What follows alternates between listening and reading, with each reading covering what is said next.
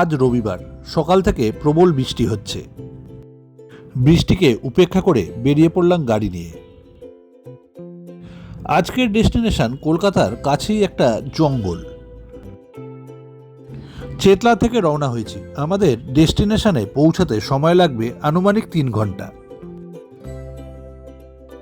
Durgapur expressway ধরে চলেছি।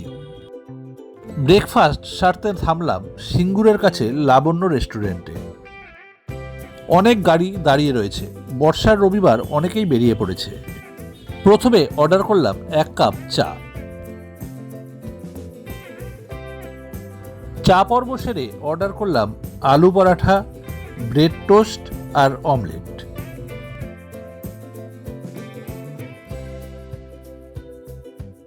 বেশ তৃপ্তি করে ব্রেকফাস্ট সেরে আবার রওনা হলাম।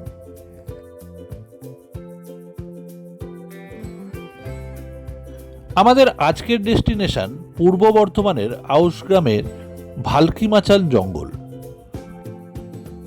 পারাজে এসে দুর্গাপুর এক্সপ্রেসওয়ে ছেড়ে আমরা ডান দিকে বাঁক নিলাম। কিছুটা এগোতেই পারাজ রেলওয়ে স্টেশনের লেভেল ক্রসিং।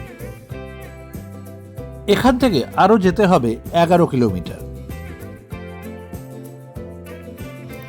একেবারে গ্রামের পথ ধরে আমরা চলেছি ভালকিমাচান জঙ্গলের দিকে।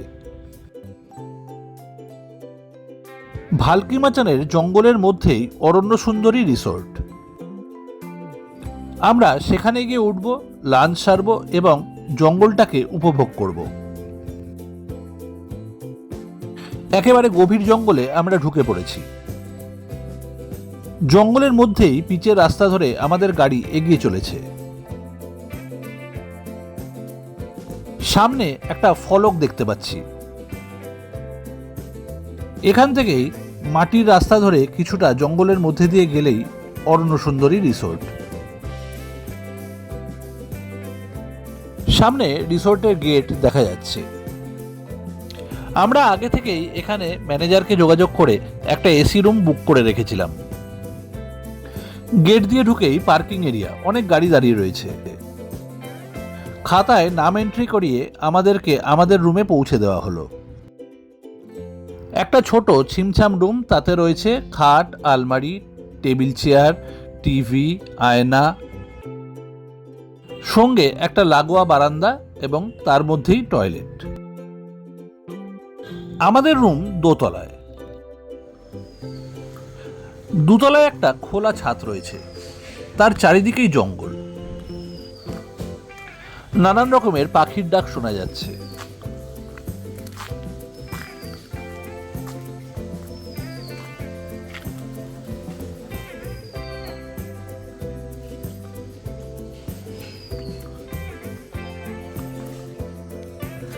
সিঁড়ি ভেঙে দোতলা থেকে নেমে এলাম নিচে।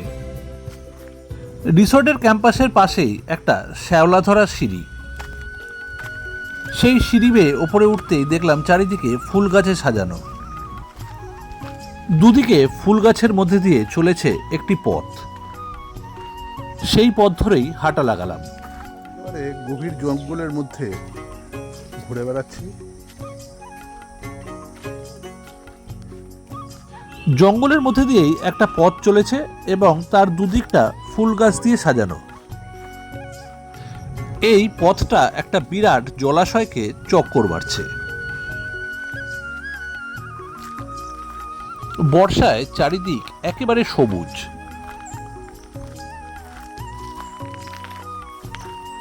ও দুটো রাজহাঁস চড়ে বেড়াচ্ছে, কি সুন্দর।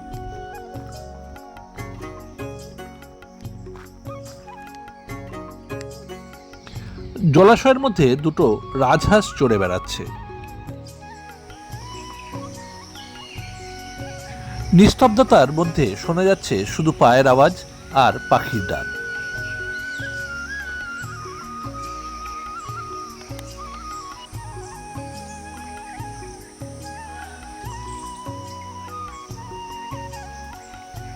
এই জলাশয়টা কিন্তু একেবারে জঙ্গলের মধ্যে। পথের ধারে মাঝে মধ্যে ছাউনি দেওয়া বসার জায়গাও করা রয়েছে। দিনের বেলা অনেকে এখানে ঘুরতে আসে, কিন্তু সন্ধ্যের পর বাইরে বেরোনো নিষেধ। চারিদিকে গভীর জঙ্গল।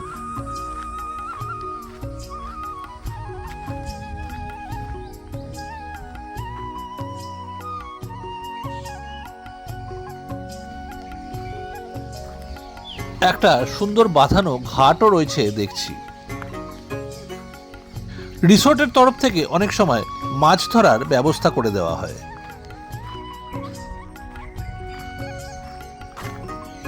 পুরো জলাশয়টাকে এক চক্কর মেরে হাঁটা লাগালাম অন্যদিকে। 19 শতকের প্রথম দিকে বর্ধমানের জমিদার এবং রাজপরিবারের লোকজন এই জঙ্গলে শিকার করতে আসতো। পাখিটাকে একেবারে মুখরিত পুরো জঙ্গল। এই জঙ্গলের পথ ধরে খুব সাবধানে হেঁটে চলেছি। বর্ষা তো, সাপ খুব বেরোতে পারে।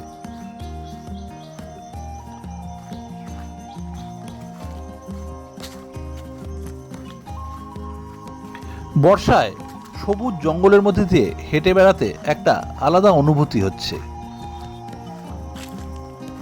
কলকাতা থেকে ভালকিমাচান জঙ্গলের দূরত্ব 135 কিলোমিটার।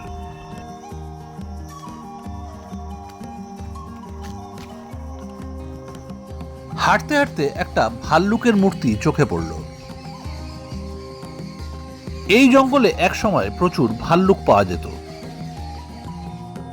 কাছেই একটা উঁচু ওয়াচ টাওয়ার বা মাচানের ওপর বসে তখনকার জমিদার বা রাজপরিবারের লোকজন শিকার করত ভাল্লুকের। সেই জন্য এই জঙ্গলের নাম হয়েছে ভালকি মাচান।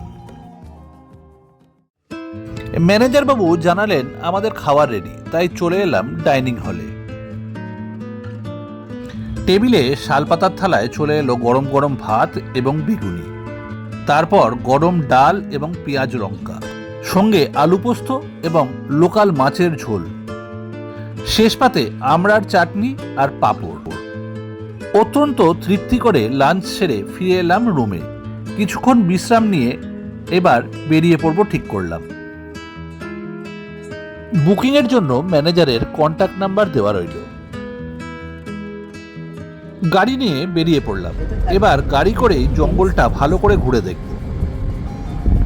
জঙ্গলের মধ্যে পিচের রাস্তা ধরে গাড়ি ছুটতে লাগলো। একটু এগোতেই জঙ্গলের মধ্যে ডান দিকে চোখে পড়লো একটা ভগ্নপ্রায় ইটের ওয়াচ টাওয়ার। 35 ফিট লম্বা এই ইটের ওয়াচ টাওয়ারটি তৈরি হয়েছিল 19 শতকের প্রথম দিকে।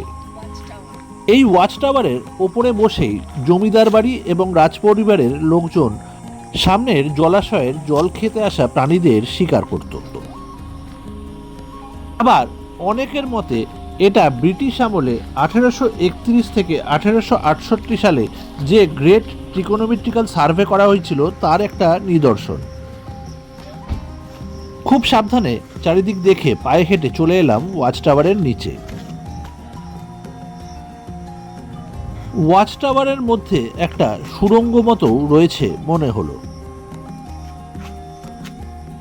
পারাজ বা মানকট স্টেশন থেকে 300 টাকার টোটো ভাড়া করেও এই জঙ্গলে অরণ্য সুন্দরীতে চলে আসতে পারেন।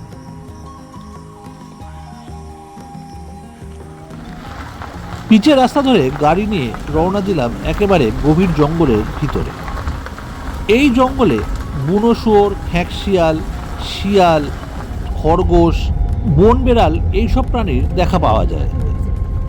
মাঝে মধ্যে দলমা থেকেও হাতির দল ঢুকে পড়ে এই জঙ্গলে।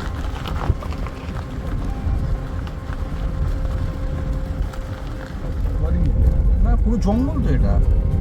এখন দুপুরবেলা, তাই সেরকম কোনো বন্য প্রাণীর দেখা পেলাম না।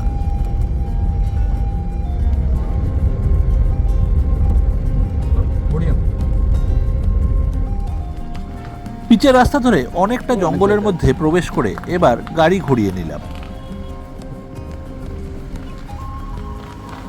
বর্ষায় জঙ্গলের মধ্যে ঘোরা, খাওয়া দাওয়া বেশ দারুণ কাটলো দিনটা।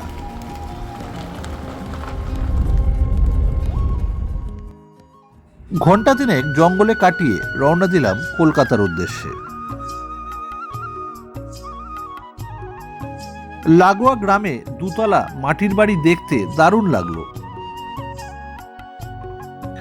অরণ্য সুন্দরী রিসোর্টে আমাদের রুমের খরচা পড়ল 1300 টাকা, আর জনপ্রতি খাওয়া খরচা ছিল 200 টাকা।